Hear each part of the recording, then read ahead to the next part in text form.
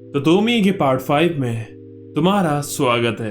और आज हम इस वीडियो में तोमिए के फिर से 2 चैप्टर कवर करेंगे, चैप्टर 6 और चैप्टर 7। और हाँ, ये दोनों चैप्टर्स बाकियों से ज्यादा डार्क और क्रीपी हैं। और हाँ, अगर तुमने इसके पिछले पार्ट्स नहीं देखे हैं तो पहले जाकर वो देखो, लिंक डिस्क्रिप्शन में है। तो चलो सीधा स्टार्ट करते हैं।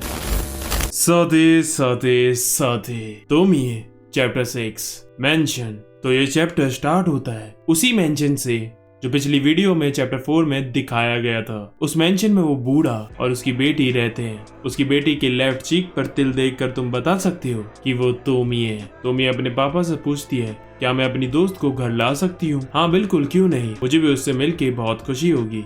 दूसरी तरफ हमें दिखाया जाता है कि सुकीको कहीं जा रही होती है और तभी रोड पर एक गाड़ी आकर रुकती है और उसके अंदर से तोमिए निकलती है। उसे देखकर सुकीको घबरा जाती है और वहां से निकलने लगती है। लेकिन तभी तोमिए कहती है, कहाँ जा रही है सुकीको? जानना नहीं चाहोगी कि यामाज़ाकी इस वक्त कहाँ है? सुकीको कहती है, क्या किया तुमने यामाज़ाकी के साथ? तोमिए कहती है, कुछ नहीं, वो मेरे घर पर है और बार बार बस तुम्हारे बारे में ही पूछे जा रहा है, इसलिए बस मैं तुम्हें लेने आई थी। तो तुम आ रही हो यामाज़ाकी की खातिर? सुकीको उसके साथ चली जाती है। घर पहुंचने पर तोमिए कहती है, कैसा लगा? मेरा घर बड़ा है ना? अंदर जाकर सुकीको उसके पापा से मिलती है। वो कहते हैं, तुम्हारे बारे में मैंने अपनी बेटी से बहुत कुछ सुना है और तुम्हारी फोटोज देखने के बाद तो मुझे पता चल गया कि तुम कितनी टैलेंटेड हो। तभी सुकीको नोटिस करती है कि उसके पापा के हाथ में उसका कैमरा होता है जो ताइची और किमाटा उसके घर से ले गए थे। लेकिन ये इधर कैसे पहुंच गया? सुकीको कहती है, देखो बस मुझे ये बताओ यामाज़ाकी कहाँ है?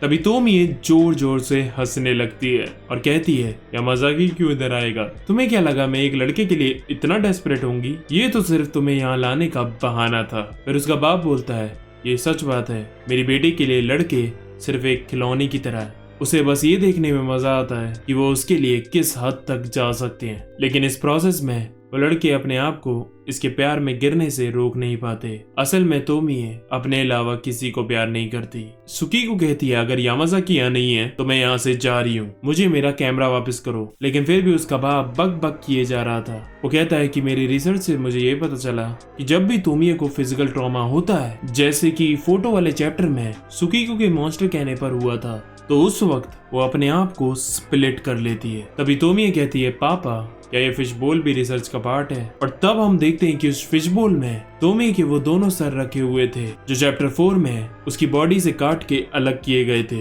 इसका मतलब ताइची और किमाटा ने उसे नहीं जलाया था और वो उसे यहाँ ले आए थे। और तोमिए का जो एक और सर निकलता है उससे वो फिर से नॉर्मल हो गई है। ये देखने के बाद सुकीको और घबरा जाती है। फिर उसका बाप बोलता है, देखा ये कितना अमेजिंग है, इसकी बॉडी में ये क्षमता है कि ये अपने आप को बार बार रीजनरेट कर सकती है। सुकीको, क्या तुम मेरी रिसर्च का पार्ट बनोगी? मैं तोमिए का खून तुम्हारी बॉडी में डालकर चेक करना चाहता हूँ। सुकीको कहती है, पागल हो गया है क्या? मैं ऐसा कभी नहीं करूंगी। सुकीको भागने की कोशिश तो करती है लेकिन अनलकीली वो कमरा बंद होता है। उसका बाप उससे कहता है, तोमिए उस फिश बोल को बंद कर दो, तुम्हें पता है ना कि उसके फ्यूम से मेरा गला खराब हो जाता है। तोमिए फिर आकर कहती है, हम ये पहले भी कर चुके हैं, पता है ना पिछली लड़की के साथ क्या हुआ था? उसका बाप कहता है, मेरा यकीन करो, मैं तुम्हें ठीक करने का रास्ता निकाल ही लूंगा। तोमिए कहते हैं, ये तो मैं कितनी बार सुन चुकी हूँ, लेकिन बस और नहीं। और फिर वो अपने बाप की एक तमाचा मारती है, जिसके बाद वो अपना मुंह पकड़ के कुछ अजीब हरकतें करने लगता है। फिर तोमिए वहाँ खड़े लोहे के नाइट को ऑर्डर देती है और वो सच में चलने भी लगता है और फिर सुकीको पर वार करता है, लेकिन वो उससे बचकर दूसरी तरफ सीढ़ियों से ऊपर भाग जाती है। वो भी उसके पीछे पीछे आ रहा होता है। तभी वो कॉरिडोर के एक कमरे में घुस जाती है और उधर उसे एक केज में एक बूढ़ा आदमी दिखता है। वो कहती है, तुम कौन हो? तब हमें पता चलता है कि वो आदमी असल में इस घर का मालिक होता है और हमें दिखता है कि जो नीचे है वो एक बहरूपिया है और अब उसका मांस भी उतर चुका है। पता है वो कौन था?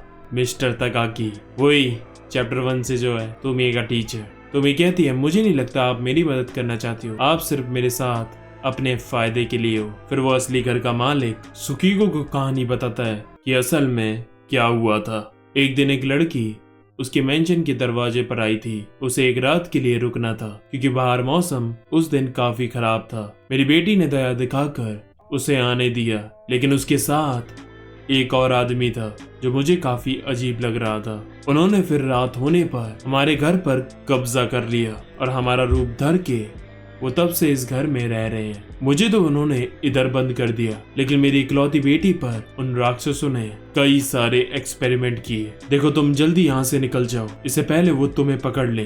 तभी वो नाइट आकर दरवाजा तोड़ देता है। जैसे तैसे सुकीको वहाँ से बचकर भाग जाती है, लेकिन आगे रास्ता बंद था। अब जैसे ही वो नाइट उस पर अटैक करने वाला ही होता है, तभी पीछे के रूम का दरवाजा खुलता है और उसमें से एक बड़ी सी खोपड़ी निकलती है।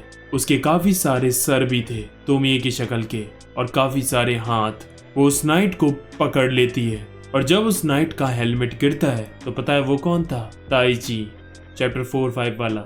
मौका देखकर सुकीको वहां से निकल जाती है। सुकीको कहती है शायद ये उस बुड्ढे की बेटी है और तोमिए के खून से एक्सपेरिमेंट करके उन्होंने उसे ऐसा बना दिया। फिर हमें उस पूरे मॉन्स्टर का लुक दिखाया जाता है जो कि काफी डिस्गस्टिंग था। सुकीको बच बचाकर जब नीचे आती है तो वहां तोमी और मिस्टर तकागी खड़े होते हैं। सुकीको अपना कैमरा उठाने की कोशिश करती है, लेकिन तकागी उसका हाथ पकड़ लेता है। तभी पीछे से वो मॉन्स्टर आकर तकागी को पकड़ लेता है और इस मौके का फायदा उठाकर सुकीको अपने कैमरे के फ्लैश से तोमियो को ब्लैक आउट कर देती है और ऐसे ही फोटो खींचते खींचते जैसे तैसे वो बाहर निकल जाती है। उसके बाद वो वहां पुलिस को बुला देती है, लेकिन उन्हें उस घर में उस बूढ़े के अलावा कुछ नहीं मिलता। सब कुछ जैसे गायब हो गया और सुकीको ने जो इतनी सारी फोटो खींची थी उसमें से सिर्फ एक फोटो सही आई थी, जिसमें एक लड़की दिख रही होती है। वो ना तो तोमी है और ना ही वो मॉन्स्टर, बस एक उदास लड़की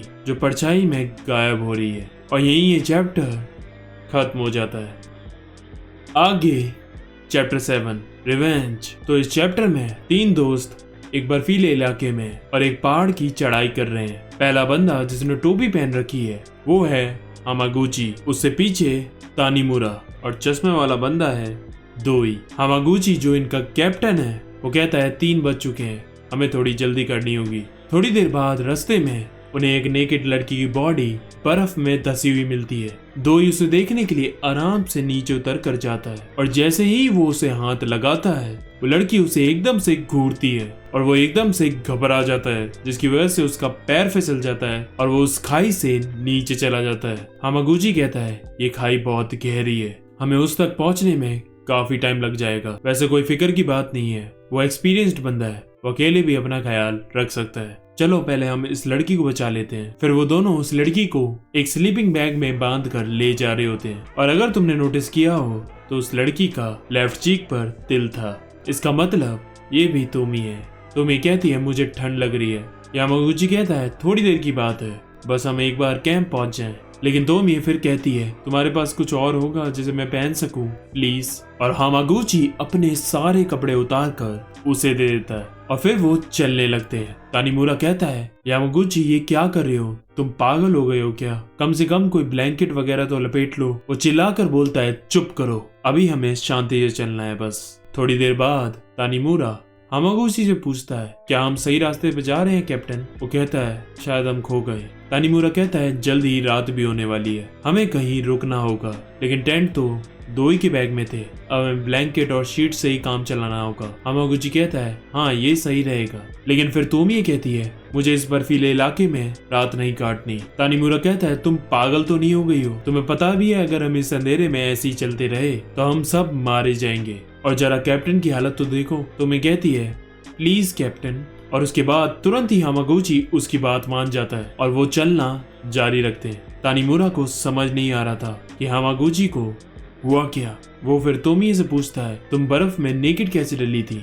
वो कहती है मेरा बॉयफ्रेंड मुझे छोड़ गया था। हामागुची ये सुनकर हैरान हो जाता है और कहता है ये कैसा बॉयफ्रेंड है जो इतनी खूबसूरत लड़की को छोड़ गया, तुम फिक्र मत करो मैं तुम्हें नहीं छोड़ूंगा। थोड़ी देर बाद तोमी थक कर पसर जाती है और कहती है अब मैं और नहीं चल सकती। हामागुची कहता है आओ मेरी पीठ पर बैठ जाओ।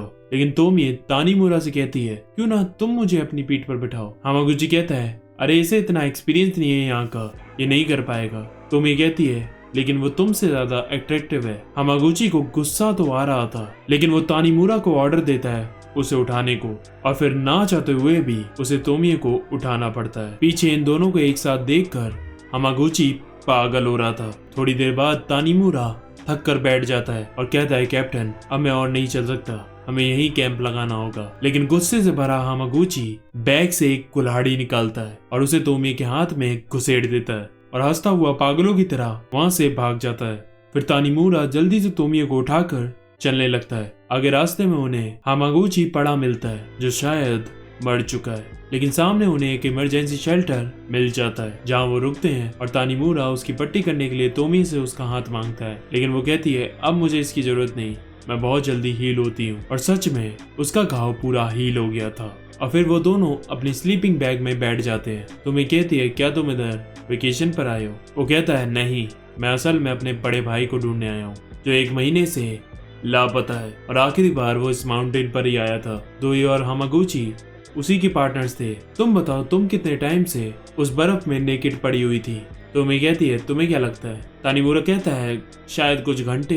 तोमिया कहती है, नहीं, 1 महीना। वो कहता है, ये तो इम्पॉसिबल है। तोमिया कहती है, सच में 1 महीने पहले मेरा बॉयफ्रेंड मुझे यहाँ छोड़ गया था। उसने पहले मेरे छोटे छोटे टुकड़े किए और फिर मुझे यहाँ माउंटेन पर फेंक दिया और अब मैं वापस आई हूँ सिर्फ उससे बदला लेने के लिए। तानीमुरा सोचता है, क्या ये लड़की कुछ पागल वागल है क्या? फिर वो कहती है, तुम्हारी आंखें भी बिल्कुल उसी की तरह हैं, इसीलिए तो मैं तुम्हें अपने साथ अकेला चाहती थी। उसने मुझे मारा जरूर था, लेकिन मुझे लगता है कि मैं अभी भी उससे प्यार करती हूँ। वैसे उसका नाम तेत्सुया तानीमुरा है। ये सुनकर तानीमुरा शॉक हो जाता है क्योंकि ये उसके बड़े भाई का नाम है। तोमिया फिर लेट के सो जाती है। तानीमुरा को कुछ समझ नहीं आ रहा था, क्या सच में मेरे भाई ने इसके टुकड़े किए? अगर ऐसा है तो ये कौन है? इसकी शक्ल देखकर पता नहीं, मेरे अंदर अजीब सी फीलिंग आने लगती है। तभी वो अपने बैग में से चाकू निकाल लेता है और उसकी शक्ल को देखते देखते वो इतना खो जाता है कि वो उस पर अटैक करने के लिए जाता है। लेकिन तभी बहुत तेज बर्फीली हवा चलती है जिसकी वजह से तोमिया उठ जाती है। लेकिन जब वो नीचे देखती है तो उसके पेट में चाकू